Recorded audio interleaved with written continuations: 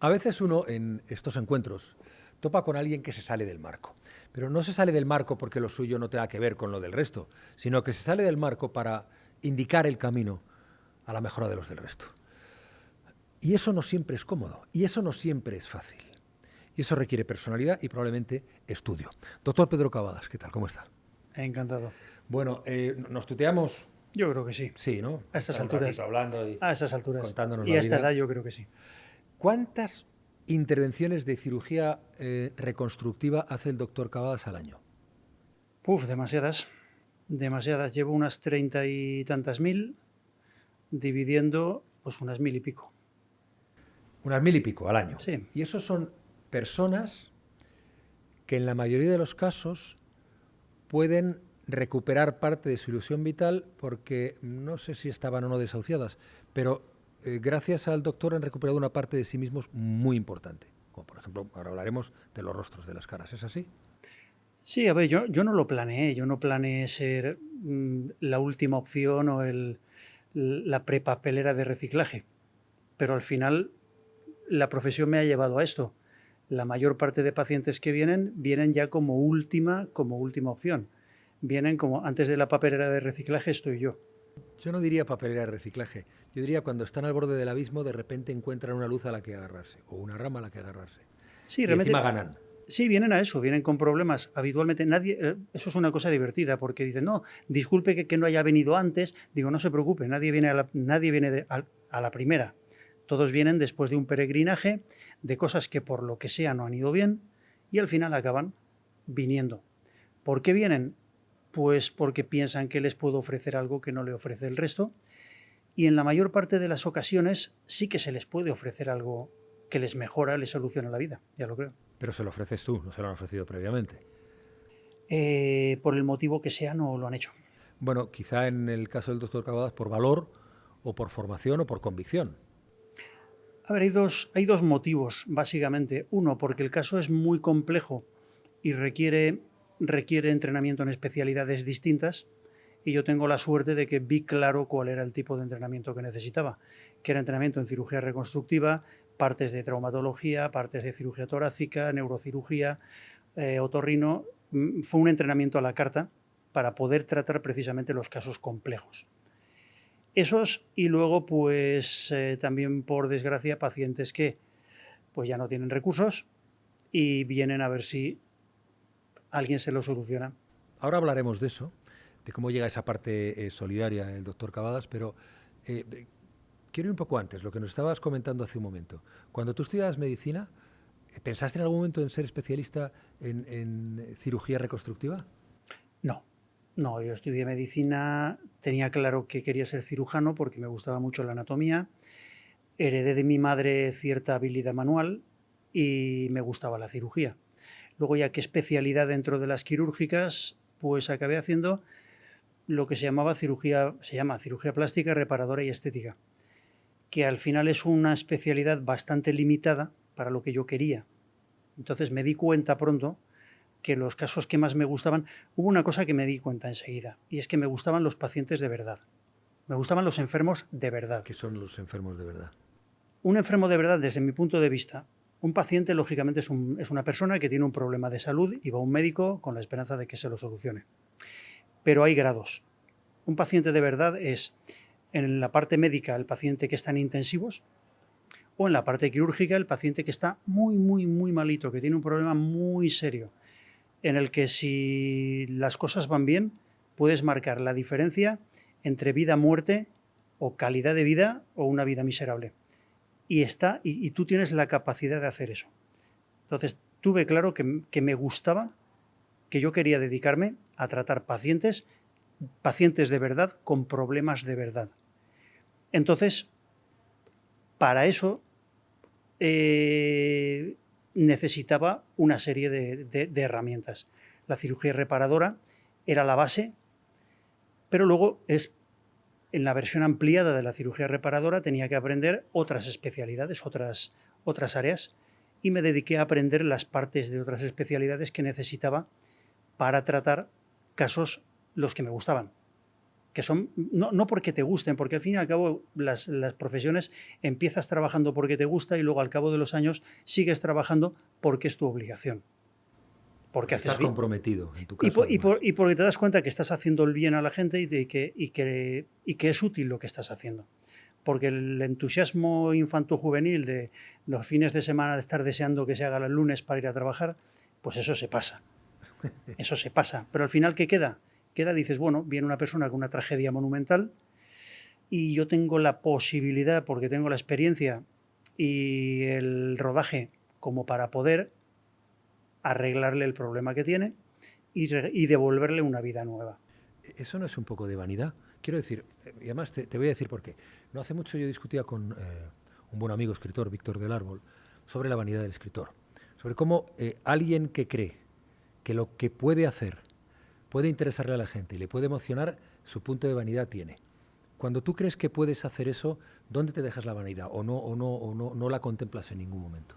A ver, la vanidad es inevitable. Pero la vanidad es como el fuego. Controladito, en dosis pequeñitas, da calor, es bonito, haces una barbacoa, es amigable. Como lo dejes que crezca a partir de un tamaño y fuera de control, es un incendio que arrasa medio continente. La vanidad es inevitable, pero tiene que tener unos mecanismos de control tremendos, para no ser negativa. Si realmente eres capaz de solucionarle un problema a alguien y la experiencia año tras año te demuestra que sí que eres capaz, lo que no debes hacer es creértelo, porque la realidad te recuerda que eres muy, muy, muy falible, mucho. Eres mortal y eres falible. Bueno, muy falible, y los pacientes son mortales y tú eres falible. Y cuando llevas una racha buenísima de no tener ninguna complicación, que las consultas son paseos triunfales, donde ves éxito tras éxito tras éxito, es maravilloso, dices, uy, está al caer. Está al caer. Las complicaciones ocurren y por eso no te puedes creer nunca que eres... ¿no? Ese es el control de la vanidad. El control real de la vanidad es la realidad que se impone, y es que eres falible. El año 2008-2009, estoy hablando de memoria, tú realizas el primer, a ver si lo digo bien, trasplante de cara. Se habían hecho 7 en España. En el mundo, 7 en el mundo. El primero en España. Hay que tener valor para hacerlo. Porque es la primera vez y, como tú dices, puedes fallar. Sí, lo que pasa es que aquella era una época en la que los trasplantes de cara se estaban empezando a hacer. Los trasplantes de órganos sólidos hace ya muchas décadas. De hecho, cuando yo nací, se hacía el primer trasplante de riñón. Ha llovido. Trasplantes de riñón son rutinarios completamente. Trasplantes de órganos sólidos son rutinarios.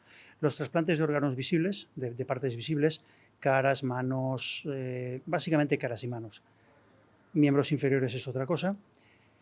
Se empezaron a hacer hace poco, no hace tan poco, hace 20 años más o menos, pero aquella era la época en la que estaba en plena ebullición, estábamos aprendiendo. Técnicamente eran súper espectaculares, pero la parte técnica no es la difícil, que técnicamente un trasplante de cara es bastante difícil, es bastante complicado, mucho más complicado que un trasplante de corazón o cualquier otra cosa. Pero no conocíamos toda la cantidad de problemas y complicaciones médicas por la medicación inmunosupresora, que en el caso además de los trasplantes de cara son especialmente frecuentes, porque hay trasplantes que se comportan de forma más benigna desde el punto de vista de rechazo. Los riñones, el hígado es el órgano estrella. Te lo acepta todo. El hígado es el órgano más sufrido del mundo por muchos motivos festivos, pero desde la trasplantología es el órgano que menos problemas da. Los riñones es algo intermedio, los pulmones dan más problemas, las manos algo intermedio, y la cara e intestino delgado, por ejemplo, son los órganos que más problemas de médicos de rechazo generan. Era la época de superentusiasmo, y básicamente todo lo inicia un paciente. Vino un paciente que era candidato para ello, era la única opción que había, y dije, pues bueno, Vamos a intentarlo. hagámoslo. ¿Y la operación en qué consiste? ¿Le pones una cara de otra persona, Un segmento el segmento que le falta. un segmento? Y claro, ahí tienes que unir vasito a vasito, nervio a nervio, o se une solo. Es decir, ¿cómo funciona la biología humana para que te apoye a ti, para que tú sepas que eso se puede hacer así y va a funcionar? Lo que se hace con la cara, por ejemplo. La cara tiene infinidad de arterias, infinidad de venas, infinidad de nervios, pero solamente hay unas importantes. Solamente lo que sabemos por anatomía es que con 2-3 vasos, 2-3 arterias, 2-3 venas, suficiente para que sobreviva todo. Nervios solamente hay unos pocos importantes que son los que se conectan. Esqueleto, se fija el esqueleto que necesites, musculatura la que necesites. No es la unión de cada una de las células, porque eso ya lo hace el cuerpo. Es solamente lo importante, las partes importantes, las cañerías importantes, las que se... Lo demás lo hace el cuerpo. Sí. ¿Cuál es la más comprometida intervención que has hecho, la más difícil? Esa que dices, como me equivoque en medio milímetro, la he fastidiado. De esas hay muchas. O sea, esas de tienes que estar a la línea, al milímetro, a la micra, que si no la cagas. De esas hay muchas y por desgracia la mayor parte de las cirugías, cuando me las apunto en la agenda, le pongo un warning de estos de cirugía difícil. Cirugía difícil es cirugía en la que pueden pasar cosas. Desde mi punto de vista hay dos tipos de cirugías. La que puedes hacer con el piloto automático y la cirugía en la que pueden pasar muchas cosas y que tienes que tener plan A, plan B, plan C y todas las complicaciones posibles, cómo salir de cada una de las complicaciones, cómo salir de la complicación de la complicación. Cirugías en las que demasiadas cosas pueden salir mal que afortunadamente no suelen salir. Y ahí llevas el guión escrito. Plan A, plan B, plan C. Claro. Preparar un caso complejo. Esos son los casos que vienen, los casos que habitualmente, pues bueno, pues por lo que sea, bueno, pues quedan sin resolver. Esos son los que hay que planear y realmente el planeo de esos casos son horas. Pero, por ejemplo, aquí estamos hablando de una mano, de un dedo, de un rostro, de otra parte del cuerpo. Es que lo bonito de la cirugía reconstructiva es que es el cuerpo entero. Hay toda una parte de cirugía reconstructiva de cabeza y cuello, de extremidades superiores, inferiores, de pared torácica, de pared abdominal. Es la cirugía más amplia que hay y las reconstrucciones complejas de prácticamente cualquier parte del cuerpo, quitando algunas cosas que sí que competen por completo a otras especialidades, pero el 90 y 100% de las cirugías que hago se parecen en nada a las cirugías, a lo que estaba en mi programa de residentes cuando yo era residente. ¿Qué porcentaje te salen bien? A ver, pues afortunadamente, y voy a cruzar todos los dedos que tenga, la inmensa mayoría. Salir bien significa que las cosas acaban como tú habías previsto que acabaran. Unas poquitas acaban mal, unas poquitas, afortunadamente. Pero cuando una cirugía acaba mal o un caso no va bien, tiene que ser por algo que tú ya no seas capaz de solucionar. Un caso puede ir mal por cualquier motivo, salvo por que no le hayas dedicado suficiente tiempo, que no lo hayas estudiado suficiente, que no te sepas absolutamente todo lo que he publicado hasta ese día de algo que se relacione con eso y que no le hayas dedicado todo el tiempo y el esfuerzo posible para intentar hacerlo bien o intentar reconducirlo si se tuerce. Si a pesar de todo eso el caso va mal, pues entonces, sintiéndolo mucho, aceptas que estamos en el mundo real. Estoy tratando de hacer un cálculo, Pedro. 1000 y pico intervenciones.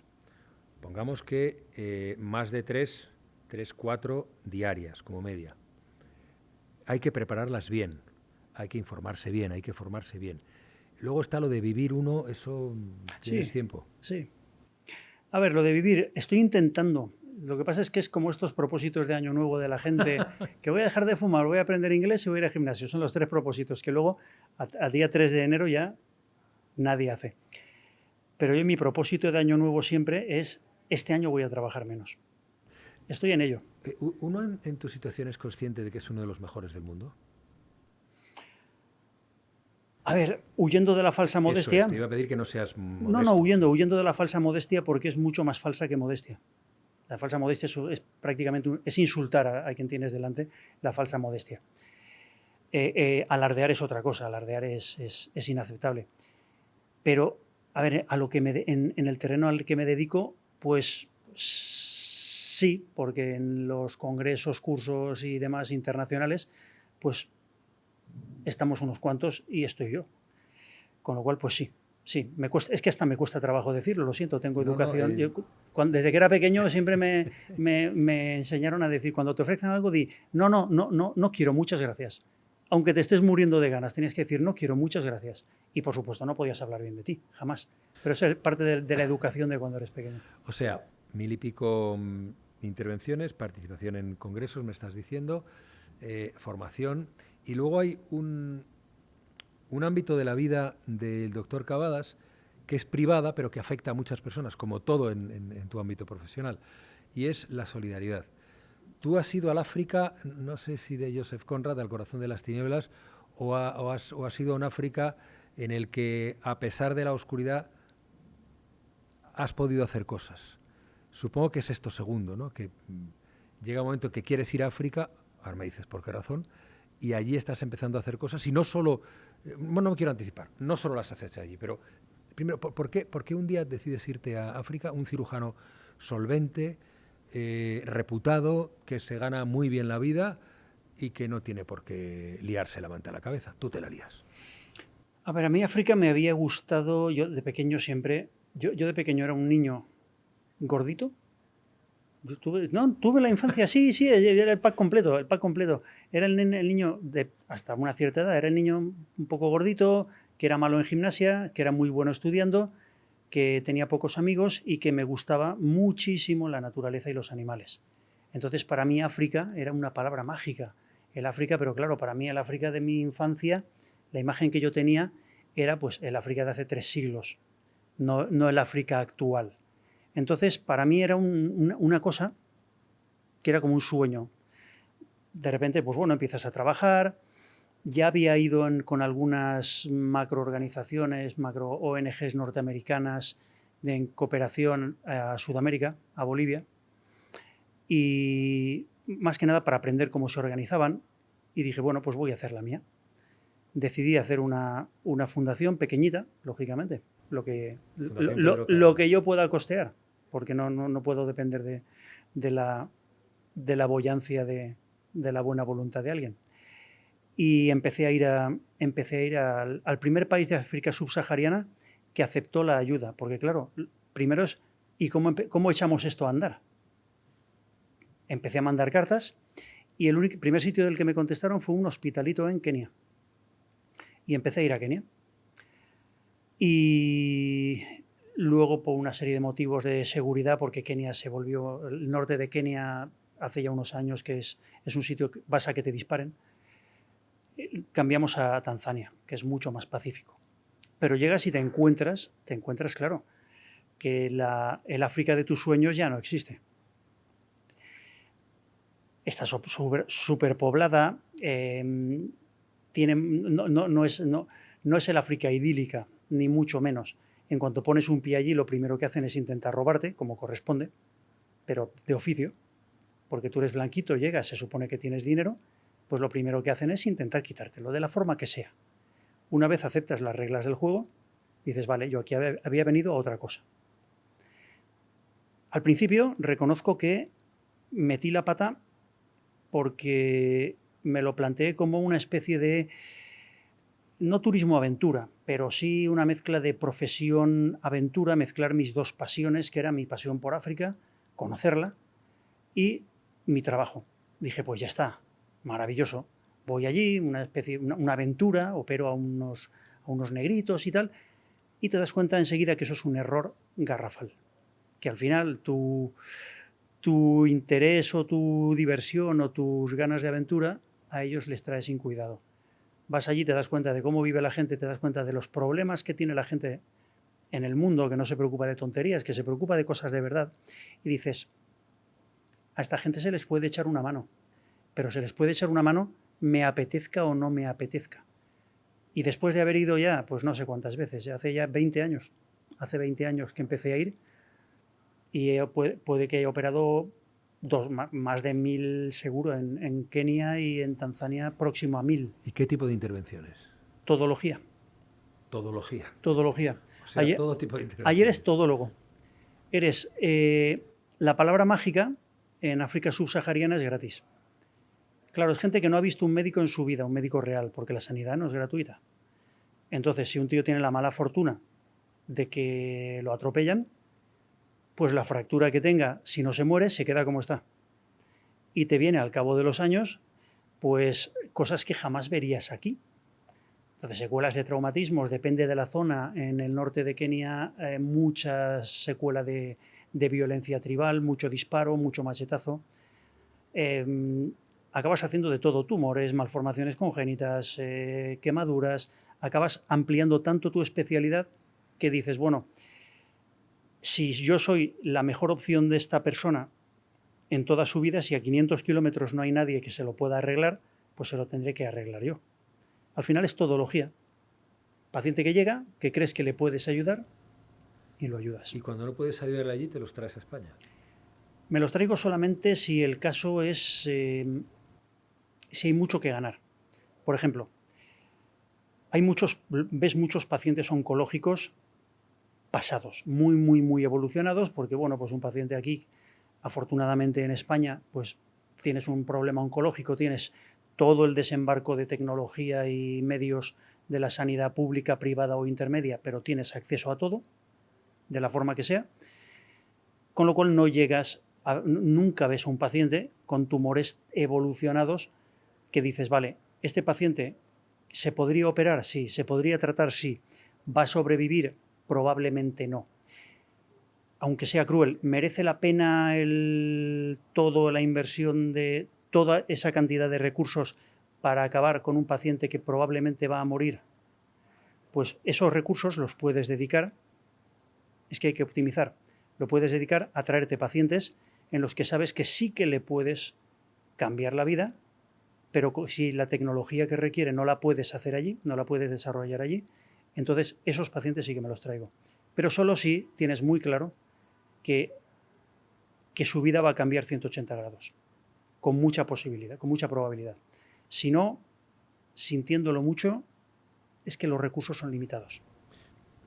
Y eso lleva a que haya mucha gente que interpreta tu actividad como una actividad solidaria y entonces imagino que tendrás casos que te pidan, doctor, ¿puedo ir a curarme allí? Que estoy hablo desde Bolivia o desde algún país africano, de Asia. Tengo esto y es lo último que me queda. Eso te llega también, ese tipo claro, de eso llegan mensajes. muchos. Y yo lo entiendo también. Si una persona tiene un problema importante y no pierde nada enviando un correo electrónico. Claro, pero abres el correo y tienes 10 o 12 correos de esos.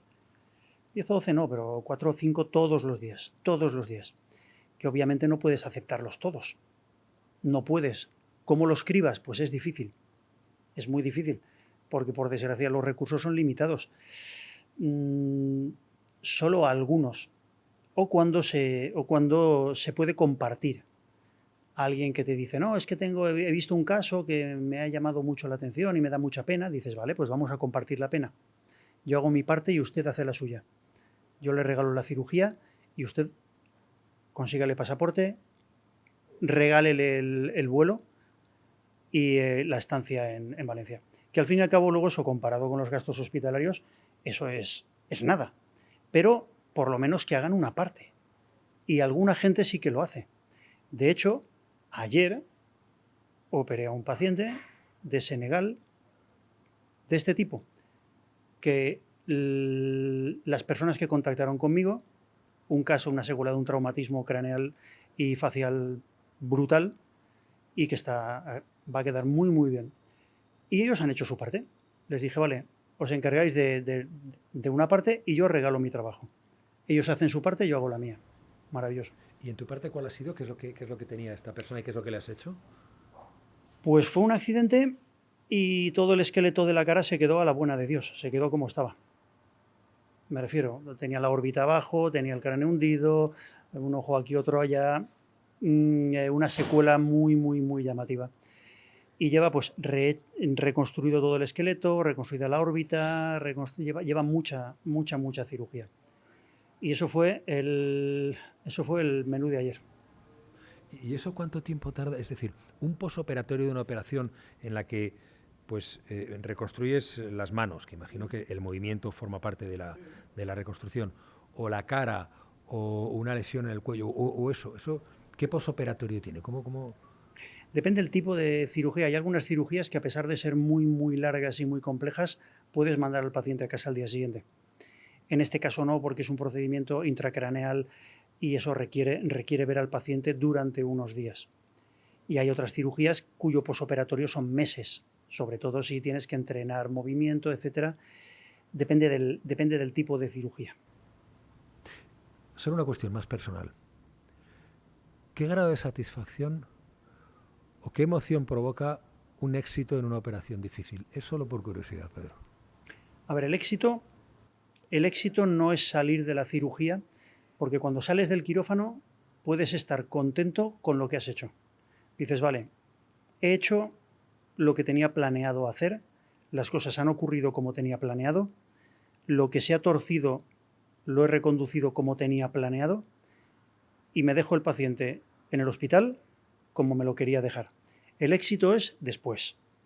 Es que todo vaya bien, no se complique y que después el paciente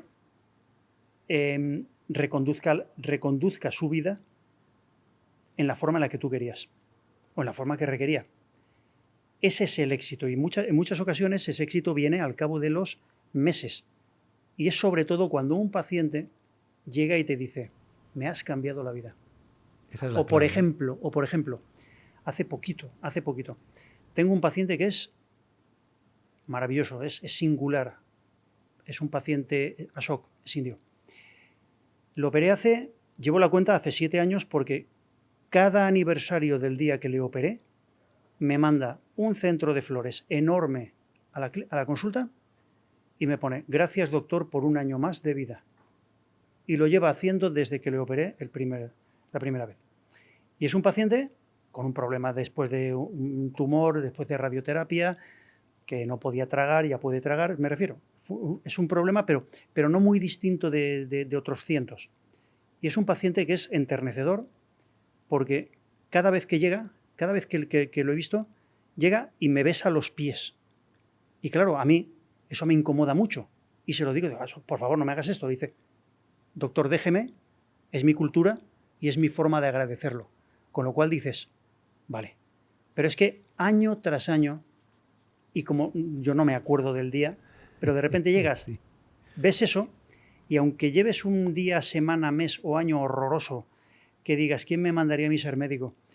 Que hay muchas temporadas que son así, de repente ves eso y dices, pues merece la pena. ¿Se reconoce Pedro Cavadas en el apelativo de Doctor Milagro? No, es un apelativo, imagino que cariñoso, y que ya, pues bueno, forma parte de la liturgia, de repente encontrarte a alguien que te pida hacerse una foto y ese tipo de cosas. ¿Eso te pasa? Es decir, por la calle la gente dice Sí, fotos. eso es muy, muy, muy habitual. Yo, si tuviera que hacer algo malo, no podría hacerlo, ¿no? Me pescarían enseguida. Pero bueno, interpreto que es algo cariñoso y... Yo recuerdo hace unos años, en El Hormiguero, cuando empezaban a llegar las noticias de China sobre la pandemia, en ese programa de Antena 3 el doctor Cavadas avisó que eso podía ser gordo. Entonces no le creyeron y solamente le pusieron a parir, pero luego hemos vivido lo que hemos vivido. ¿Cómo lo recuerda? A ver, yo aquello lo recuerdo como una especie de tío vivo, como un lío en el que me metieron y me metí por imprudencia, porque di mi opinión cuando probablemente estaba mucho más guapo calladito, porque no es mi terreno y no es mi área, entonces no soy experto en ello y procuro no hablar de en lo que no soy experto. Ahí me salté esa norma. Di mi opinión, luego pues bueno, pues... ¿Lo recogieron como lo recogieron? Efectivamente, y luego ya todo aquello se compostó en una especie de subproducto que al final había dicho lo que no había dicho. Fue lo recuerdo como una época confusa.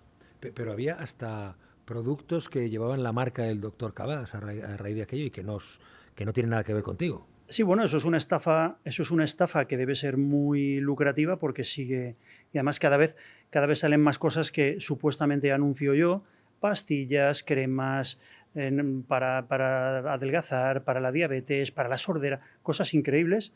Usan mi imagen, usan vídeos con mi voz, que los ves y dan un miedo, porque da mucho miedo verte a ti mismo, oírte hablar. Inteligencia artificial. Tú sabes que no eres tú, pero ¿cómo lo demuestras? Me da mucho miedo. Y eso es una estafa que sigue en curso y que, bueno, pues, pero que es una estafa. O sea que lo mejor que podemos hacer es no hacer caso a ninguna de esas cosas en las que estás tú por medio. A ver, en general hay un dicho que todo lo que está en Internet es mentira salvo prueba en contra. Tiene que haber una prueba en contra. Doctor, quiero terminar con un regalo. Es una cosa simbólica.